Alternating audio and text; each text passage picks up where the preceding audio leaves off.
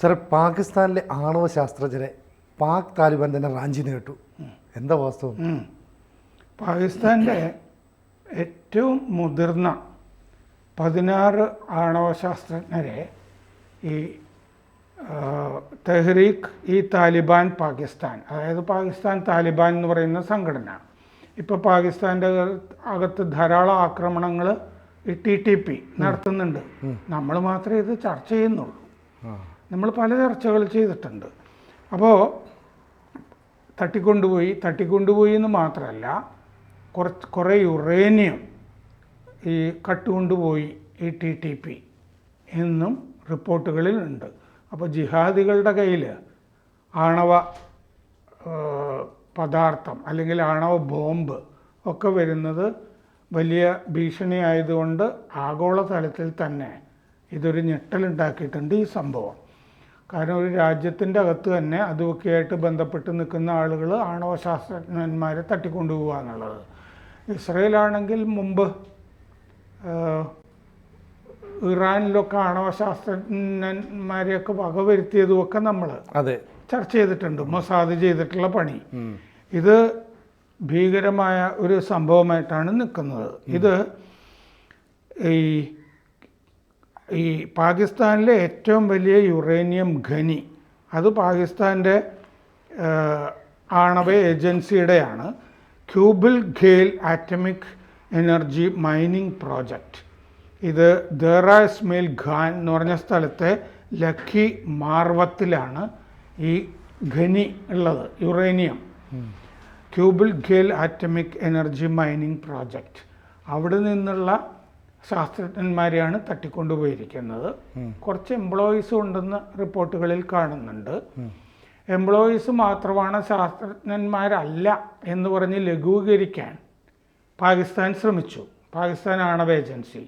അപ്പോൾ TTP എന്ത് ചെയ്തു എന്ന് വെച്ചാൽ ഇവരുടെയൊക്കെ ഐഡൻറ്റിറ്റി കാർഡ് പുറത്തേക്ക് വിട്ടു. മാത്രമല്ല, ഞങ്ങളെ രക്ഷപ്പെടുത്തണം എന്ന് പറഞ്ഞിട്ട് ഈ ആണവ ശാസ്ത്രജ്ഞന്മാരുടെ വീഡിയോ അവർ തന്നെ ഈ വീഡിയോ നമുക്ക് ഇതിൻ്റെ കൂടെ ആഡ് ചെയ്യാം പ്രേക്ഷകർക്ക് കാണാൻ വേണ്ടി. അവർ ഞങ്ങളെ രക്ഷിക്കണം എന്ന് പറഞ്ഞ് സർക്കാരിനോട് ആണവ ശാസ്ത്രജ്ഞന്മാരെ അഭ്യർത്ഥിക്കുന്ന വീഡിയോസ് ഇവർ പുറത്തിറക്കിയിട്ടുണ്ട്. حافظ بشیر خپل ملګرو سره محفوظ مقام باندې ناستیو او حکومت ته دا درخواست کوو چې دوی د موږ رهایی زر تر زره بندوبست وکړي او دو مجاهدینو چې کوم مطالبات دي هغه د تسلیم کړي. موږ د ادارې لپاره قربانیانې ورکړي دي. نو نن ضرورت ده چې موږ په دې تکلیف حالت شي دو موږ مرسته وکړي. السلام علیکم. അപ്പോൾ ഇവർ പറഞ്ഞിരിക്കുന്നത് ഞങ്ങളിവരെ അപകടപ്പെടുത്താനൊന്നും പോകുന്നില്ല. പാകിസ്ഥാൻ ചെയ്യേണ്ടത് എന്താണെന്ന് വെച്ച് കഴിഞ്ഞാൽ TTPക്ക് ഈ പാകിസ്ഥാൻ താലിബാനെതിരെയുള്ള അക്രമങ്ങൾ അവസാനിപ്പിക്കുക, അത് ചെയ്യണം. അപ്പോൾ ഈ പാകിസ്ഥാൻ നേരത്തെ പിടിച്ചുകൊണ്ടുപോയ TTPക്കാരെയാണെന്ന് തോന്നുന്നു 8 പേരെ പാകിസ്ഥാൻ പട്ടാളം മോചിപ്പിച്ചിട്ടുണ്ട്. ഈ ഗൺ പോയിന്റ്, അതായത് തോക്ക് കാണിച്ചിട്ടാണ് ഇവരെ പിടിച്ചുകൊണ്ട് പോയിരിക്കുന്നത്. പിന്നെ ഇവർ സഞ്ചരിച്ചിരുന്ന കാറുകൾ കത്തിച്ചിട്ടുണ്ട്. TTP ഈ ശാസ്ത്രജ്ഞന്മാരുടെ കാറുകൾ കത്തിച്ചു. ഗുരുതര രോഗമുള്ള ഒരു ശാസ്ത്രജ്ഞനെ വിട്ടയച്ചു. ഈ യുറേനിയം കുറച്ച് കട്ടിട്ടുണ്ടല്ലോ, അത് ലോകത്തിന് ഭീഷണിയാണെന്ന് റിപ്പോർട്ടുകളിൽ കാണുന്നുണ്ട്. അപ്പോൾ പാകിസ്ഥാനിലെ ഏറ്റവും വലിയ യുറേനിയം ഖനിയാണിത്. പാകിസ്ഥാൻ ആറ്റമിക് എനർജി കമ്മീഷൻ്റെ ആണ് ഇത്. ഈ യുറേനിയൻ ഖനിയിൽ നിന്ന് നല്ല ക്വാളിറ്റി, നല്ല മേന്മയുള്ള അല്ലെങ്കിൽ സമ്പുഷ്ടമായിരിക്കും അത് യുറേനിയം കൈക്കലാക്കി എന്നാണ് റിപ്പോർട്ടുകളിൽ കാണുന്നത്. ഈ ഖൈബർ പക്തൂൺവ അവിടെ നിന്നുള്ള TTP സംഘാംഗങ്ങളാണ് ഇത് ചെയ്തിരിക്കുന്നത് എന്ന റിപ്പോർട്ടുകളിലുണ്ട്. അപ്പോൾ ഇതിനെ സംബന്ധിച്ചിട്ടുള്ള കൂടുതൽ റിപ്പോർട്ടുകൾ നമ്മൾ നോക്കുമ്പോൾ കൂടുതലായിട്ടൊന്നും കാണുന്നില്ല. TTP എന്ന് പറഞ്ഞാൽ പാകിസ്ഥാനിലൊട്ടാകെ ശരിയത്ത് ഭരണം സ്ഥാപിക്കണം, ഇപ്പോഴത്തെ ഭരണകൂടത്തിനെ അട്ടിമറിക്കണം എന്ന് കരുതുന്ന സംഘടനയാണ്. അത് പലതരം ആഗോള ഭീകര സംഘടനകളുമായിട്ട് ബന്ധമുണ്ട്. മറ്റേ അഫ്ഗാനിസ്ഥാനിലെ താലിബാനും ഒക്കെ ആയിട്ട് ഇതിന് ബന്ധമുണ്ട്. മാത്രമല്ല ഈ TTPയും ഖൈബർ പക്തൂൺവ ബലൂചിസ്ഥാൻ പ്രദേശങ്ങളിൽ, അതിർത്തി പ്രദേശങ്ങളിൽ പാകിസ്ഥാനും TTPയും തമ്മിൽ നടക്കുന്ന ഈ സംഘർഷങ്ങൾ നമ്മൾ പലപ്പോഴും ചർച്ച ചെയ്തിട്ടുണ്ട്. ഇവർ 16 പാകിസ്ഥാൻ്റെ ഭടന്മാരെ മാർച്ചിൽ കൊലപ്പെടുത്തുകയൊക്കെ ചെയ്തിരുന്നു. എന്നിട്ട് പാകിസ്ഥാൻ തിരിച്ച് അങ്ങോട്ട് ആക്രമിച്ചത്, അഫ്ഗാനിസ്ഥാനിലേക്ക് കയറി ആക്രമിച്ചത് കഴിഞ്ഞ ആഴ്ച. ആ കൂട്ടത്തിൽ സ്ത്രീകളും കുട്ടികളും കൊല്ലപ്പെട്ടത്. പിന്നെ വസീറിസ്ഥാൻ അഭയാർത്ഥികളെയാണ് പാകിസ്ഥാൻ കൊന്നത് എന്ന് അഫ്ഗാനിസ്ഥാൻ പറഞ്ഞത്. ഇതൊക്കെ നമ്മൾ സമീപകാലങ്ങളിൽ ചർച്ച ചെയ്തിട്ടുള്ളതാണ്. അപ്പോൾ വർഷങ്ങളായി പാകിസ്ഥാൻ ആണവ പദ്ധതി ഉണ്ട്.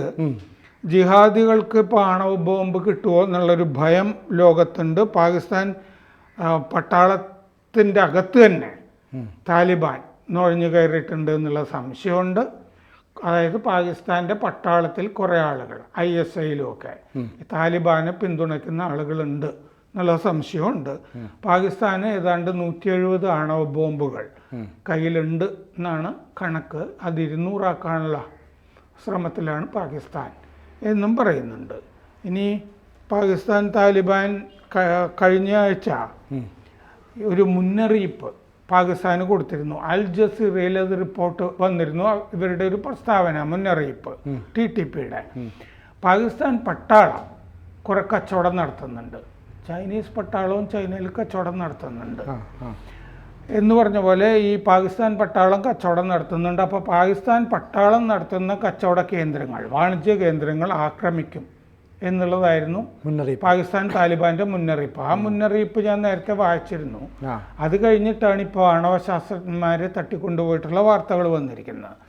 പാകിസ്ഥാൻ പട്ടാളത്തിന്റെ ഭടന്മാരെ ആക്രമിക്കുന്നത് TTP സാധാരണ ചെയ്യാറുണ്ട്. ഈ വാണിജ്യ കേന്ദ്രങ്ങളൊക്കെ നഗരപ്രദേശങ്ങളിലാണല്ലോ.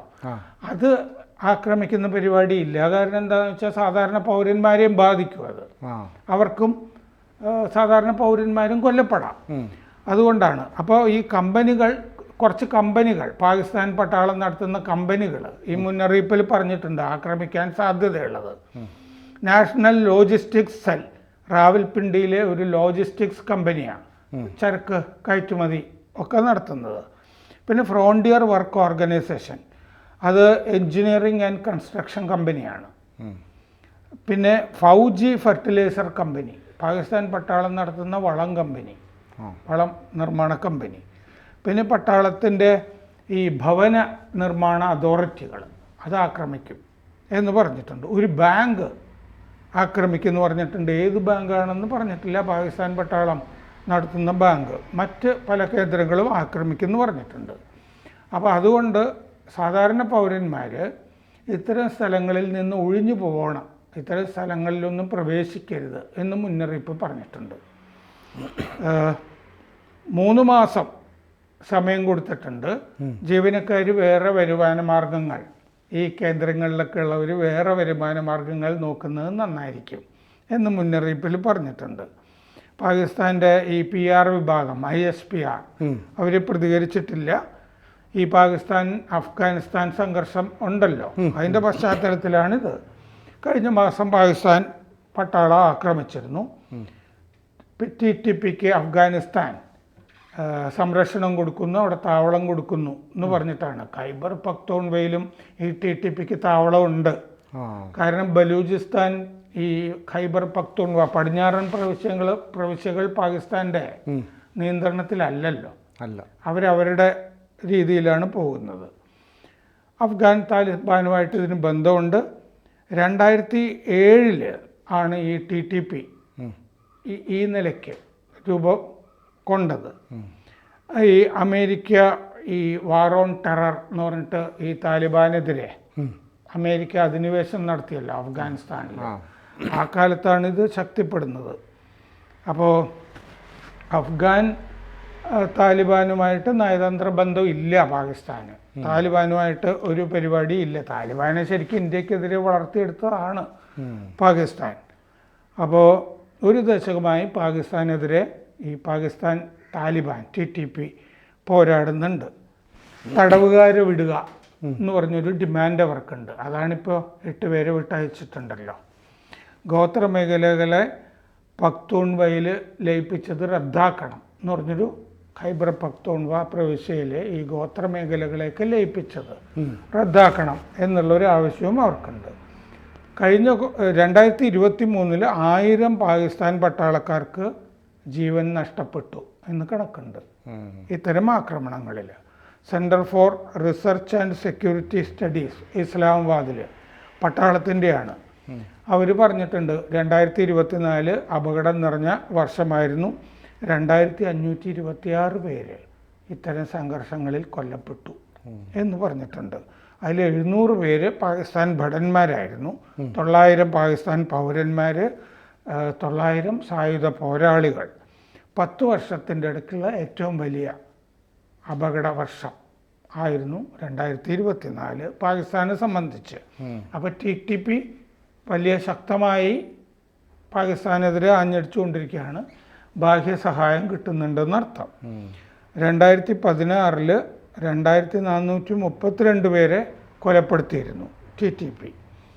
അപ്പോൾ ഇതാണ് ഇപ്പോഴത്തെ അവസ്ഥ. അപ്പോൾ ആഗോളതലത്തിൽ യുറേനിയം മറ്റേ ഖനിയിൽ നിന്ന് കൊണ്ടുപോയിട്ടുണ്ട് എന്നുള്ളത് വലിയ ഒരു ആഗോള ഭീഷണിയായിട്ടാണ് കരുതുന്നത്. ജിഹാദികളുടെ കയ്യിൽ അണുബോംബ് കിട്ടുകയാണോ എന്നുള്ളൊരു സംശയം ആണ് ഈ ആണവ ശാസ്ത്രജ്ഞരെ തട്ടിക്കൊണ്ടുപോയപ്പോൾ ഉയർന്നിരിക്കുന്നത്.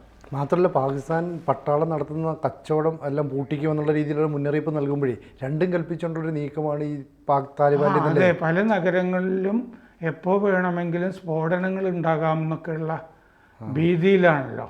അപ്പോൾ പാകിസ്ഥാനും മൊത്തത്തിൽ ഭീതിയിലാഴ്ത്തുന്ന സംഭവങ്ങളാണ് ഇപ്പോൾ നടന്നുകൊണ്ടിരിക്കുന്നത്. കൂടുതൽ വാർത്തകളും വിശേഷങ്ങളും നിങ്ങളിലേക്ക് എത്താൻ ABC മലയാളം സബ്സ്ക്രൈബ് ചെയ്യുക, ബെൽ ബട്ടണും അമർത്തുക.